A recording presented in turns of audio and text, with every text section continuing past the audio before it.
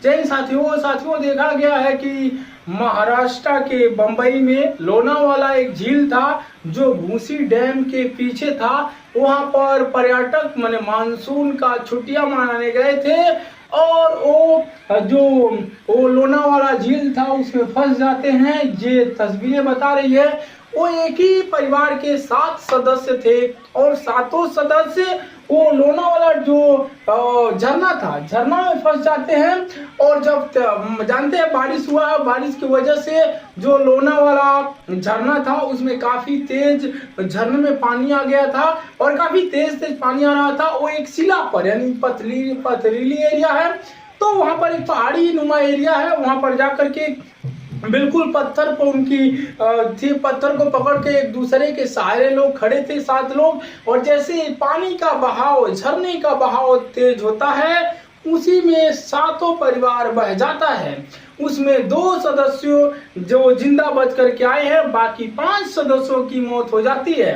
अब सवाल उठता है वहां की प्रशासन की, क्योंकि जब ये 7 सदस्य उस लोनावाला झील में बह रहे थे, लोनावाला जो झील था उसमें बह रहे थे, तो चीख पुकार रहे थे बचाओ बचाओ। तो वहाँ स्थानीय लोग बहुत कुछ नहीं कर पाए, क्योंकि जो झरना था उसकी स्पीड इतनी ज्यादा थी कि लोग उसमें बचाने की कोशिश भी नहीं कर पाए। और यही कारण है कि एक ही परिवार के 7 सदस्य उस झरने में बह जाते हैं, लोनावाला झरने में, जो महाराष्ट्र के मुंबई में पड़ता है, सीधे भूसी डैम के पीछे पड़ता है। लोनावाला झील की पानी का जो रफ्तार था काफी तेज था, जिसमें 7 सदस्य बहते हैं और 2 वहां से निकल जाते हैं, जिंदा बचते हैं और 5 सदस्यों की मौत हो जाती है। सोचिए एक ही परिवार के 7 सदस्यों की अचानक ऐसे दिक्कत हो जाती है, उसमें 5 सदस्य की मौत हुई, 2 सदस्य बचे हैं। अब सवाल उठता है वहां की प्रशासन की कि जब वो झरना है, ऐसे हादसे हो सकते हैं, तो वहां पर सुरक्षा व्यवस्था इंतजाम क्यों नहीं किया गया? वहां का सुरक्षा व्यवस्था का इंतजाम किया जाना चाहिए था। हालांकि बाद में जब लोनावाला डैम था उसके देखा गया उसका जो जलाशय है नीचे, वहां पर शव को बरामद किया गया। अब बाद में पुलिस प्रशासन आई, स्थानीय पुलिस आई और उस शव को बाहर निकाली। लेकिन सवाल ये उठता है कि जब इतना ओपन देखा गया है इस वीडियो फुटेज के माध्यम से, इतनी पब्लिक जा रही है वहां पर, इतना ज्यादा जब खतरा है, तो स्थानीय प्रशासन उसमें क्यों नहीं सुरक्षा की व्यवस्था करती? ये तो सबसे बड़ा फेलियर को दर्शाता है। वहां पर सुरक्षा व्यवस्था होती तो इतना बड़ा हादसा नहीं होता। और मुझे लगता है कि वहाँ जो लोना डैम है, जो लोना झील है, लोना झील के आसपास सुरक्षा व्यवस्था को कड़ी करनी होगी। देखिए लोग पिकनिक मनाने जा रहे हैं, वहां पर लोग बिल्कुल वहां पर बैठ रहे हैं और उसके किनारे छुट्टियां मना रहे हैं, लोग खा रहे हैं। और अगर ऐसे तेज रफ्तार आया तो कई लोगों की जिंदगी का सवाल है, कई लोग उसमें मारे जा सकते हैं। तो इतना ढीला क्यों, प्रशासन इतना ढीला क्यों?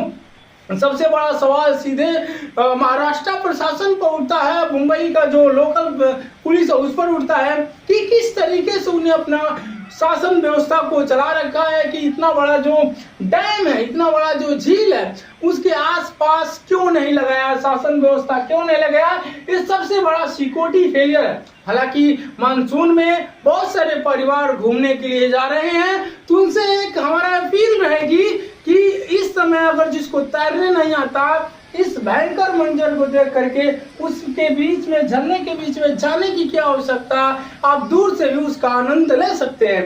यकीनन जो ये परिवार 7 सदस्यों का है, 7 सदस्य परिवार उस डैम को क्रॉस कर रहा था, बीच में जाकर के पानी के वेग का मजा ले रहा था और सातों परिवार पानी में बह गया।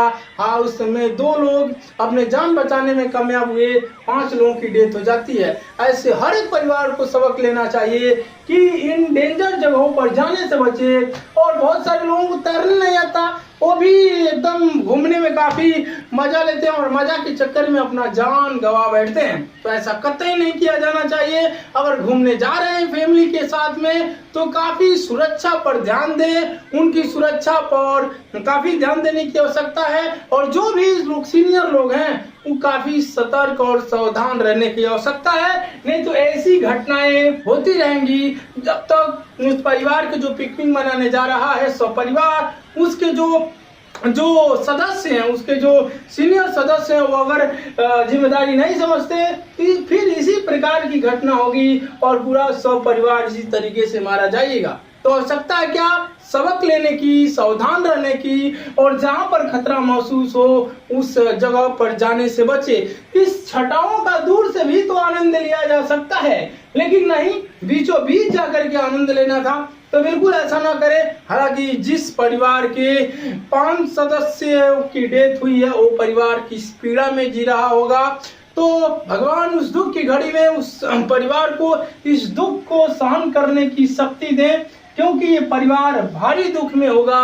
और पिकनिक का इनका पिकनिक मनाने गए थे, अब वो मातम में छा गया है। वो परिवार इस घटना को कभी आजीवन भूल नहीं पाएगा। तो आप सभी जाएं ऐसी जगहों पर तो सावधान और सतर्क रहें। उत्तराखंड में भी बहुत सारे लोग हरी की पौड़ी बहुत जगहों पर घूमते हैं, वो भी देखा जा रहा है।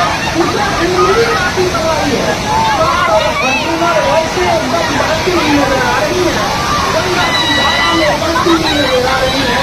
तो बिल्कुल अगर आप जाएं हरिद्वार तो काफी सतर्क और सावधान रहें। अपने परिवार को, परिवारों को किसी सेफ और सुरक्षित जगह पर जाना करें, जैसे कार्य करने जाएगा और सबको ध्यान से लेकर जाया जाएगा। पानी कम है तो आपको कहीं जाए सतर्क और सावधान रहने की आवश्यकता है। और पूरे संदेश के साथ मैं आपको इसी के साथ जय हिंद।